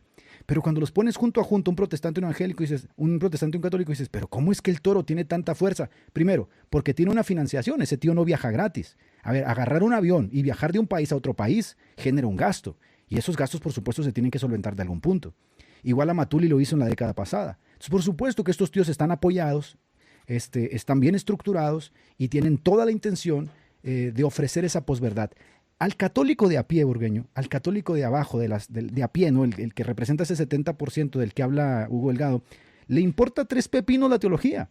Ellos quieren tener a un representante que le tire a los evangélicos para sentirse validados. Entonces, por más disparates que diga el Toro, ellos siempre lo van a aplaudir porque lo que quieren es un representante apoteósico para darle culto al héroe, ¿ves? Esa es la triste realidad. Y sí, por supuesto están financiados. Totalmente, mirá, para los que ahí dicen que estamos guitarreando, que yo estoy guitarreando, ignorantes totales, ¿no? Desde el 2021, el Dicasterio para la Comunicación, por eso digo que estamos ante una institución profundamente organizada, sistemática, que sabe hacer su trabajo. ¿Quién tiene dicasterio de la comunicación en sus iglesias? ¿Se dan cuenta? Estamos ante una institución poderosa. Dicasterio para la Comunicación, ¿qué está organizando desde el 2021 en adelante en distintas regiones a través de los episcopados?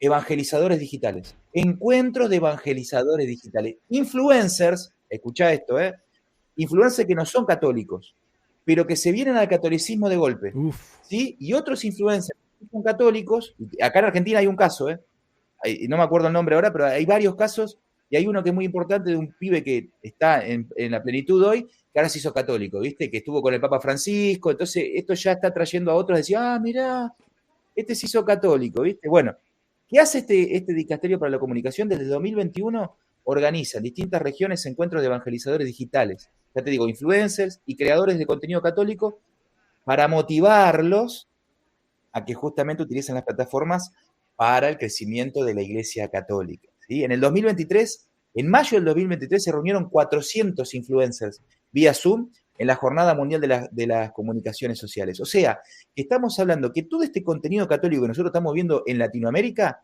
es un contenido que tiene una formación en el Dicasterio de las Comunicaciones. O sea, no hay conspiración. No, pero ¿cuál esto conspiración? Es real. Si acaban de canonizar a este muchachito que incluso le llaman el Santo Digital, que es obviamente un guiño a todos esos jóvenes, ¿no? A todos esos que quieren ganar el Carlo Acutis con la computadora, todo muy chévere, ¿no? Porque sobreentienden, por supuesto, una de las primeras encíclicas que se espera de Privós es justamente una encíclica que tenga referencia con la inteligencia artificial.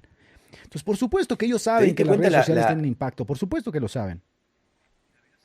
La velocidad con que lo canonizaron. Es verdad. La velocidad con que lo canonizaron. ¿Te das cuenta? Justamente porque le encontraron el signo justo para esta generación. Porque vos fíjate, los procesos de canonización son muy largos. Y en este caso se dio de manera rápida, ¿no? Bueno, otra cosa, Burgueño.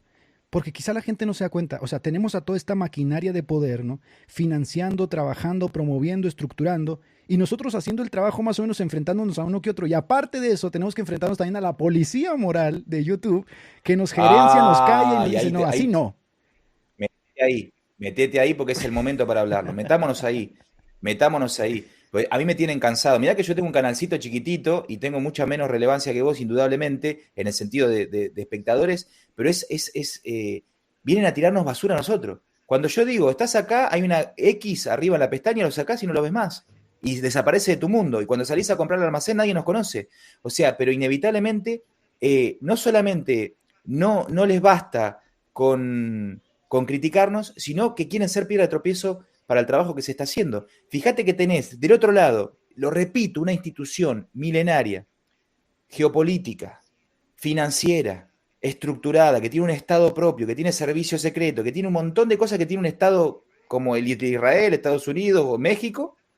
Estamos luchando contra eso 10, 12, 15, 20, 25 personas en su casa, ¿sí? Que están intentando justamente formar un bloque para acompañarse desde sus lugares, Claro. ¿no? Gente común y corriente, y recibimos fuego amigo. Y recibimos fuego amigo. Pero sucede, Burgueño, ¿sabes Indudablemente qué están del pasa? lado incorrecto. Sucede lo que dijiste ahorita, que ciertamente nosotros bajamos nuestras defensas a causa del Concilio Vaticano II, que nos fue fragmentando, nos fue deformando, nos fue haciendo bajar las defensas de que, pero ¿por qué estás atacando a Roma si Roma no te hace nada? Mira, Roma es amorosa, Roma quiere diálogo, amor, besarnos con Alá, con los budistas, pero ¿por qué ahora eres tan violento? Que viene siendo parte también de la emasculación de los hombres en Occidente. A ver, tú vienes viendo, ¿no? Esas grandes deferencias de Calvino, de Lutero, de los grandes avalidas de la Reforma, y los comparas con un tío hoy que mínimamente levanta la voz y tienes a la policía encima de él. Pero ¿por qué te metes así con Roma? Roma no es... Y eso también ha desarmado de alguna forma nuestra estructura de defensa porque, no sabes cómo hacerle. O sea, si llegas a hablar con pasión, con fuerza, o llegas a perder los estribos, ¿no? Por el celo, vas a tener no solamente a los católicos que van a decir, ¡ay, lo caché! Sino que vas a tener también a la policía moral de YouTube, ¿no? Que representan a sus propios grupos diciendo, ¡ay, lo cachamos!, ¿no?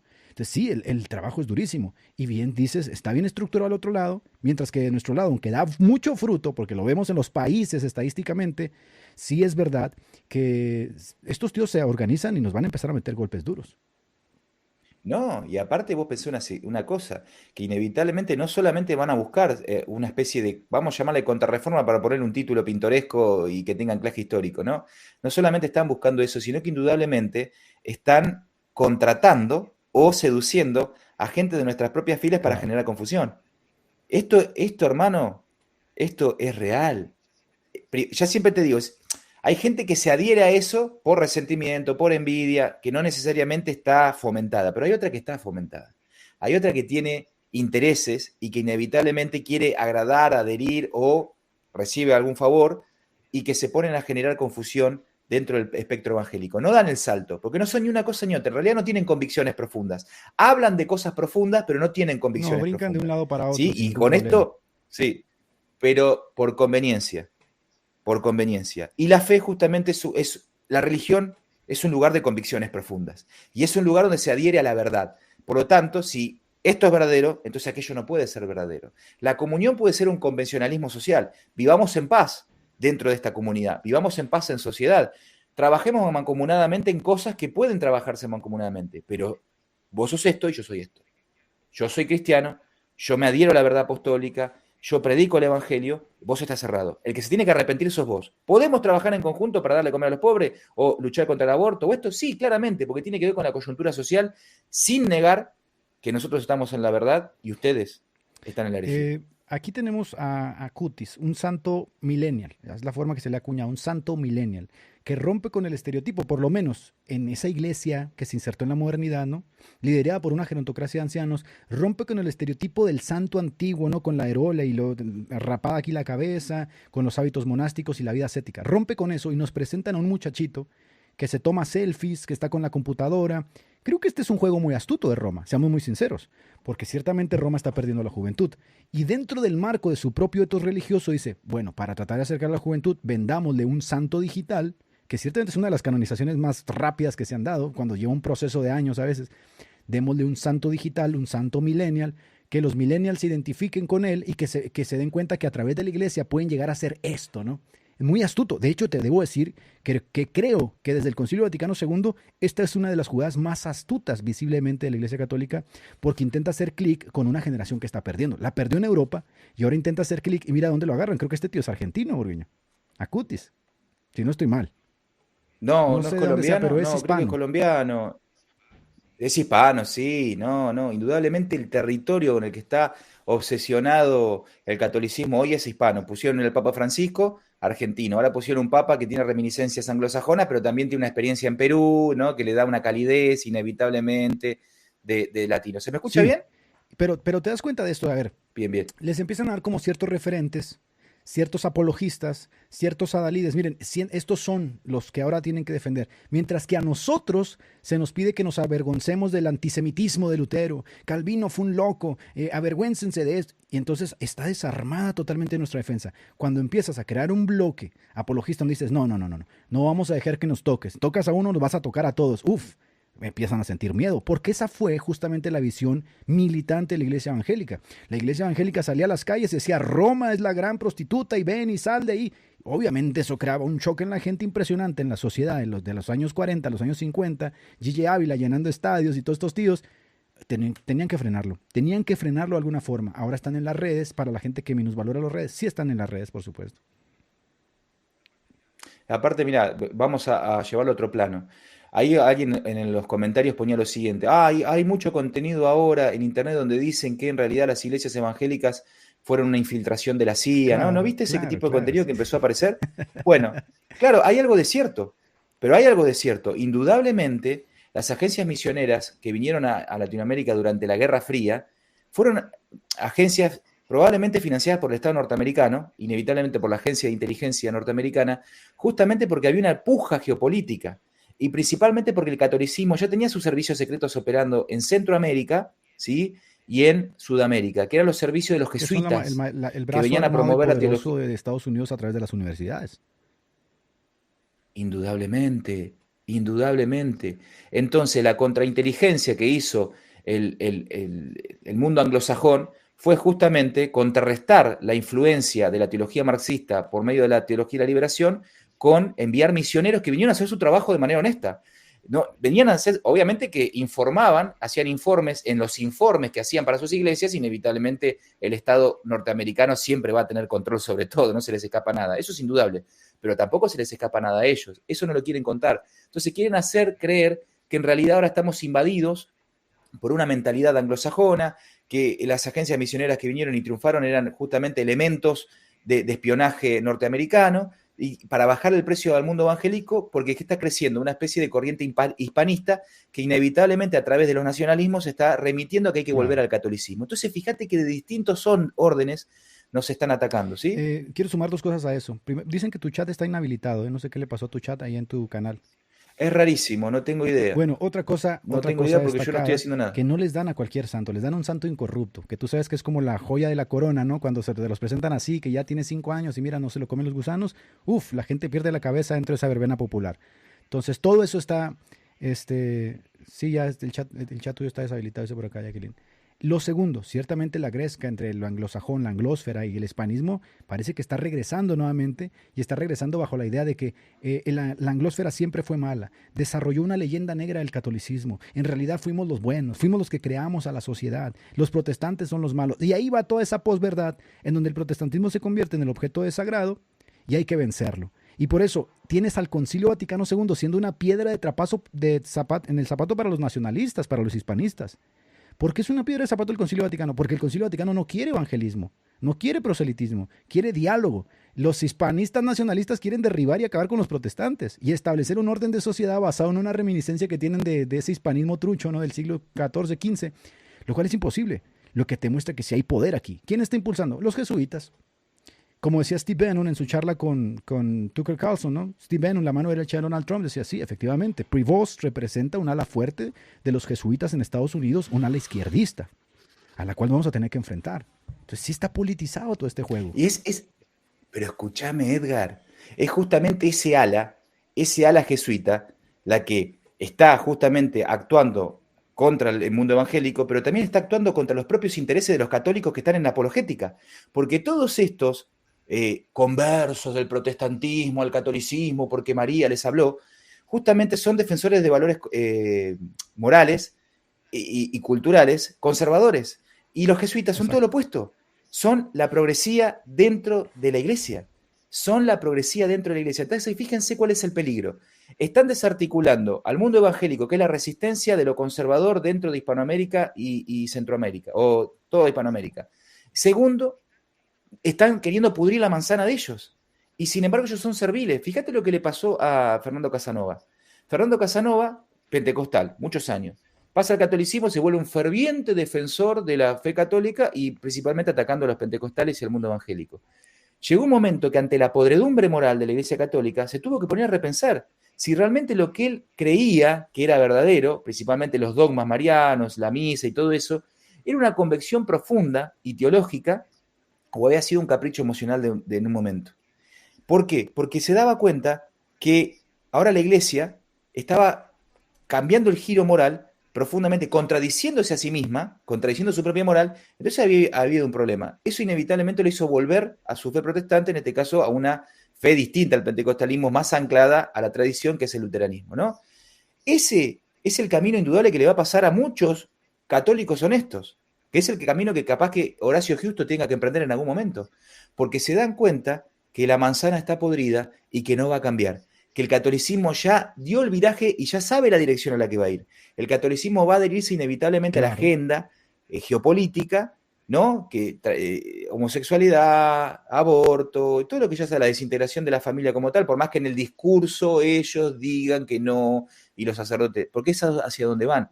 Ellos, inevitablemente, para mantener su hegemonía, o la hegemonía que ellos creen tener, ellos se van a dejar arrastrar por las pretensiones del sistema, indudablemente. Yo creo que... Por eso, dentro de 40, 50 años, cuando muera esta generación, la homosexualidad va a dejar de ser pecado. Van a encontrar la posibilidad, la letra, el derecho canónico, la forma de revertir la moral católica y decir, bueno, es hora de aceptarlo. Yo creo que, híjole, aquí hay dos cosas bien interesantes. Yo no sé si te diste cuenta, por ejemplo, de que Donald Trump dijo que no había lista de Epstein, que en realidad ya no existía.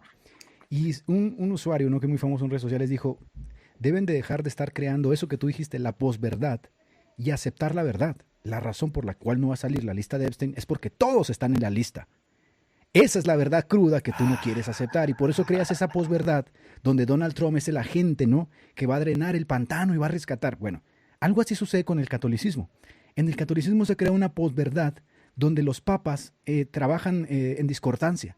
Francisco fue el papa malo, Privós es el papa bueno. No, no es cierto. Ambos forman parte de la línea del Concilio Vaticano. La verdad es esta: tú como conservador dentro del catolicismo, tú no les sirves. O si les llegas a servir, sigas a servir como un caballo de Troya para los intereses que ellos tienen. Pero si tus intereses chocan con los de ellos, te van a banear. ¿Y cuáles son esos intereses? Hacerte el canchero como conservador, andar pidiendo misas en latín, criticar al Papa. Por eso Francisco los quitó a todos de la nómina y dijo, vámonos a patadas de aquí. Entonces, la cruda realidad es esa. No es que la iglesia esté cambiando, es que la iglesia los está utilizando, como están utilizando hoy a Windows. Así los está utilizando, ¿no? Así les está metiendo. Y esa es la cruda verdad que quizá Horacio no se atreve a ver. Quizá Barrabás no se atreve a ver. Porque tienen la leve esperanza, tú sabes, cuando eligieron al nuevo papa, la leve esperanza, este sí se va a poner los zapatitos rojos. Bueno, este papa nuevo acaba de decir que va a seguir la línea de Francisco y que efectivamente va a hacer misas por el planeta, por el cambio climático, que es parte justamente de las encíclicas que sacó Francisco. Claro. Bueno, pero ¿sabés también qué pasa con algunos sacerdotes, como el caso de Rabasi? Indudablemente también una cuestión de orgullo de fondo, ¿viste? Porque no te olvides que el sacerdote tiene una cierta dignidad, tiene un cierto estatus, y aparte les pasa otra cosa a los sacerdotes. Les pasa lo siguiente: llegan a 30, 35, 40 años, no saben hacer otra cosa. Indudablemente están presos de ese sistema. Y vos pensás, personas como Horacio Giusto, toda su vida depende del catolicismo. ¿En qué sentido? Las comunidades a las que pertenece, los hijos, las escuelas a las que van los hijos, las instituciones en las que él es profesor. Indudablemente el catolicismo tiene esa cosa de que te mantiene atrapado y te cuesta salir de allí, ¿no? Porque vos tenés lo que le pasó al padre Juan. El padre Juan tomó una decisión radical, una decisión que le va a traer consecuencias inevitables hasta que obviamente se pueda acomodar nuevamente. Entonces, muchas veces yo creo que lo que le pasa a estas personas sinceras es justamente esta tensión que tienen con que, bueno, es cierto, pero si yo tomo esta decisión, indudablemente tengo que replantearme muchas otras cosas en la vida, ¿no? Probablemente hasta incluso problemas en el matrimonio, porque no necesariamente la convicción que yo tengo adhiera, por ejemplo, a mi esposa o a la gente con la que yo me relaciono. Entonces, hay en algunos casos que uno ve que la tensión es tan profunda y que no hay decisiones radicales. Bueno, hay que evaluar esa coyuntura que muchas veces uno no tiene en cuenta. Pero, ¿no? a ver, es verdad. Lo que tú dijiste ahorita, por ejemplo, de nuestro hermano Casanova, ¿verdad? Él fue uno de los más grandes defensores en habla hispana de la apologética. De hecho, él tenía un programa en EWTN. Hay que ser de verdad, hay que ser de verdad muy decidido para dar ese paso cuando tienes toda esa reputación que te has granjeado a través de los años, ¿verdad? Te la has ganado, y no estamos hablando de un canal de YouTube, estamos hablando de que dentro del catolicismo, que es un sistema bien estructurado, ganarte esa reputación y luego dejarla implica realmente que algo vivió. Sufrió una catarsis ahí ontológica, existencial, vivencial, que dijo, no puedo seguir por aquí. Y si bien Casanova no ha tomado una posición muy militante, su cambio en sí mismo ya demuestra que efectivamente mucho de lo que venimos diciendo es verdad. Que hay como una estructura, una superestructura de poder en la que es difícil salir. Ahora, Casanova no es sacerdote, pero los sacerdotes la tienen más complicada por lo que tú acabas de decir. Ellos viven de la teología, pero aparte la reputación que se construye en Hispanoamérica del sacerdote es casi apoteósica. O sea, el curita es el maestro, es el consejero, la visión de los pueblos hispanoamericanos, sobre todo los pueblos que no están muy alfabetizados o esa vaina, lo ven como una suerte de apoteosis de héroe al sacerdote. Llegan a dejar eso, ¿qué hacen? Claro, mira. Mirá, yo te digo una cosa, por ejemplo, nosotros que usamos el clericman, o sea, la camisa negra con el cuello clerical, ahí vos te das cuenta, vos creo que la usaste, no me acuerdo, ahí te das cuenta el respeto cultural que tiene el sacerdote. El sacerdote pasa por un control de tránsito sin que lo frenen, te saludan, vas a un lugar y capaz que no te cobran el café, y así. Entonces, a ver, eso que decís tiene mucho sentido, ¿no? Pasa eso, hermano. A mí me pasó un montón de veces que teniendo la camisa clerical te tratan como un sacerdote, piensan que sos un sacerdote y de alguna manera tenés como una especie de privilegio que lo tendría, no sé, un político, una cosa así, ¿no? A ese nivel llega. Acá, para ir cerrando, reverendo, dice que es la leyenda negra, que lo que estamos diciendo es leyenda negra. Sí. Sin darse cuenta que ese tema de la leyenda negra es moderno, es decir, se acuñó hace poco el asunto de la leyenda negra, o por lo menos fue traído a colación hace poco, ¿no? Ese asunto de que todo esto es un invento contra la iglesia romana, porque la iglesia romana en realidad se le inventó esto porque se le odia. Vamos a ser justos en esto. Vamos a pensar que efectivamente hay una suerte de polarización, tanto del protestantismo como el catolicismo, en sus ataques. Sí, ha existido. De hecho, los diálogos que se dan, por ejemplo, con el luteranismo intentan matizar el asunto de Lutero. Vamos a aceptarlo. Pero a ver, podemos matizar el hecho de que la última encuesta de Estados Unidos dice que el 70% de sus sacerdotes se declaran homosexuales. ¿Es una leyenda negra eso? Podemos matizar el hecho de que los más grandes casos de pederastía que desangraron a las diócesis de Estados Unidos es en la Iglesia Católica. ¿Se puede decir que eso es una leyenda negra? Cuando una persona legítimamente dice yo no quiero militar en una organización que tiene serios problemas en cuanto a la pederastía, serios problemas en cuanto a la homosexualidad y que se ven representados hoy en la Iglesia alemana con fiducias súplicas y con el Tucho Fernández que es homosexual, ¿es leyenda negra? Entonces, seamos justos. Quizá hay una leyenda negra, no estoy diciendo que exista, pero quizá hay una fuerza de golpeteo de ambos lados. Pero, a ver, ¿la iglesia es moralmente intachable, la iglesia católica? Esa es una porquería, eso claro que no es cierto, ¿no? No solamente no es moralmente intachable, sino que todo lo opuesto. Todo lo opuesto. La Iglesia Católica como institución ha demostrado todos los vicios más perniciosos que pueda tener un ser humano.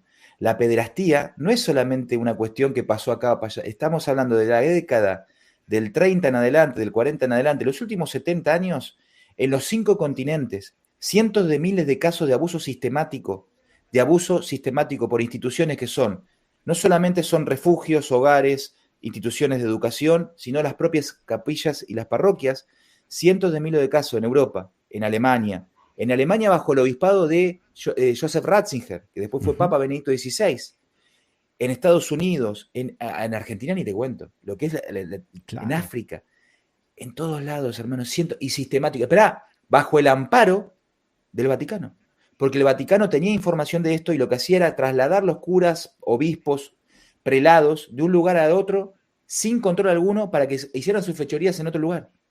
¿Sí? Esto es el caso tan importante de este mexicano, ¿cómo se llamaba? Maciel. Tan conocido, Marcial Maciel, amigo de Juan Pablo II. Juan Pablo II decía que era la luz de la generación joven, cuando el tipo... No, hermano. Pero sabes también que Estamos hablando de la crema Sí. innata de la pederastía.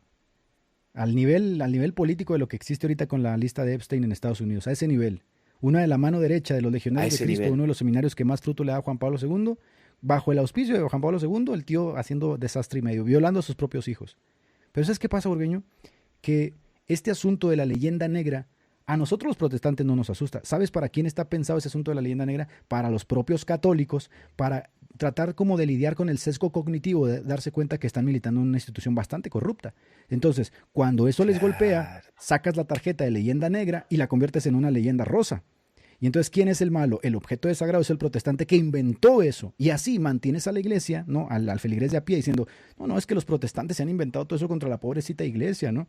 Y les puedes poner toda la evidencia de Marcial Maciel y todos los casos de pederastía de Boston y las diócesis que están desangrándose en las finanzas, con Benedicto trabajando en eso y no lo van a aceptar.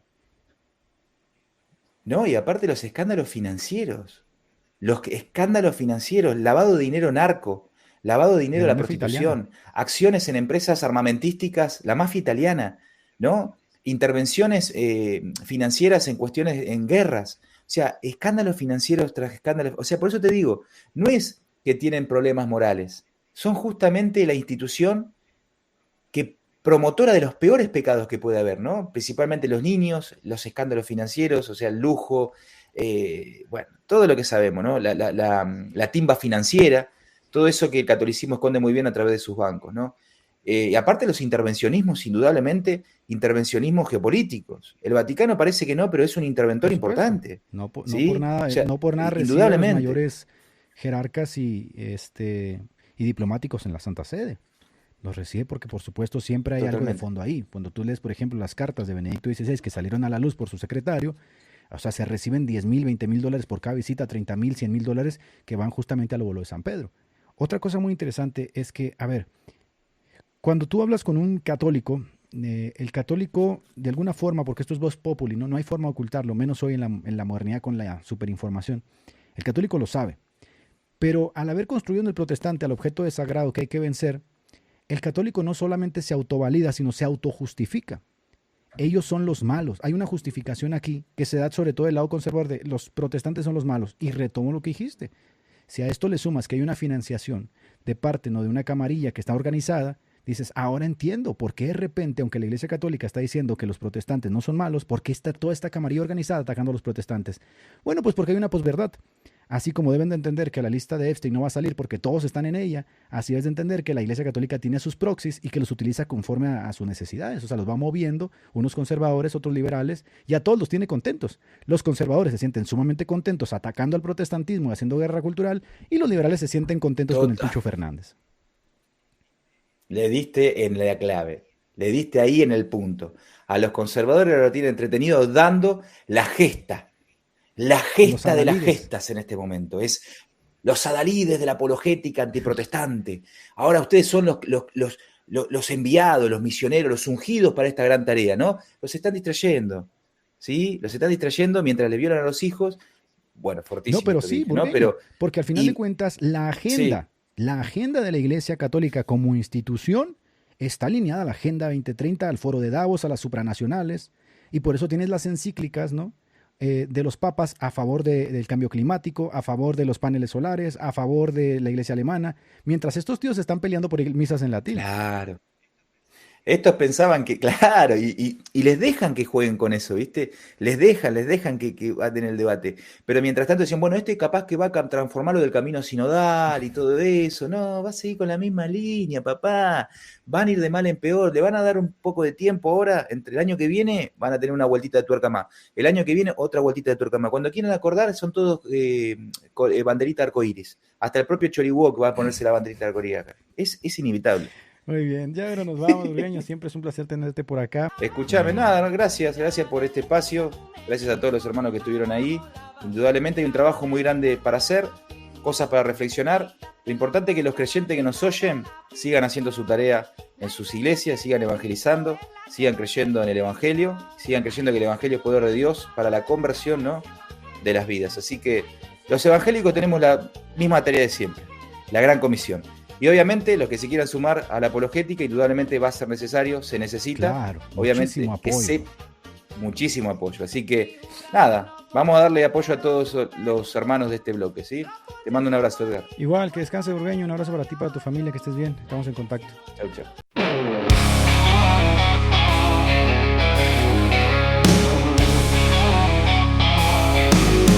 Miren que nadie los hagas cautivos por medio de su filosofía y vanas sutilezas.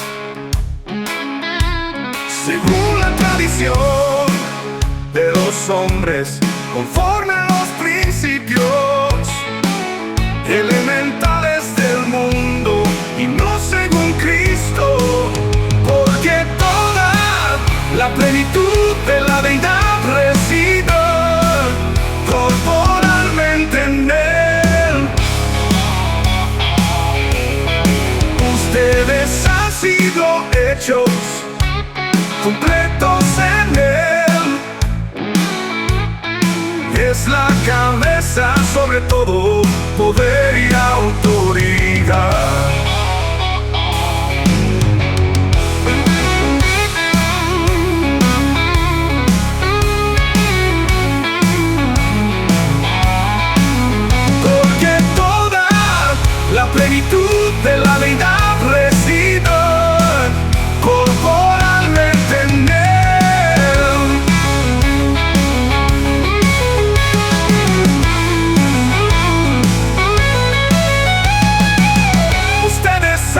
sido hechos completos en Él.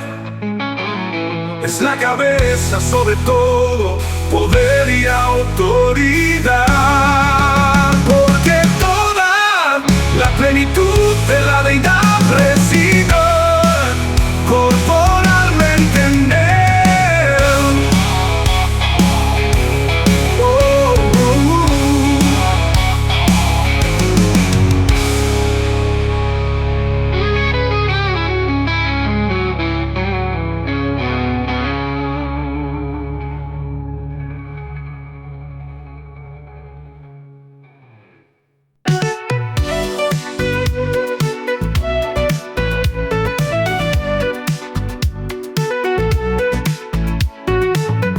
Gracias por acompañarnos en este episodio de Radio Shanghai.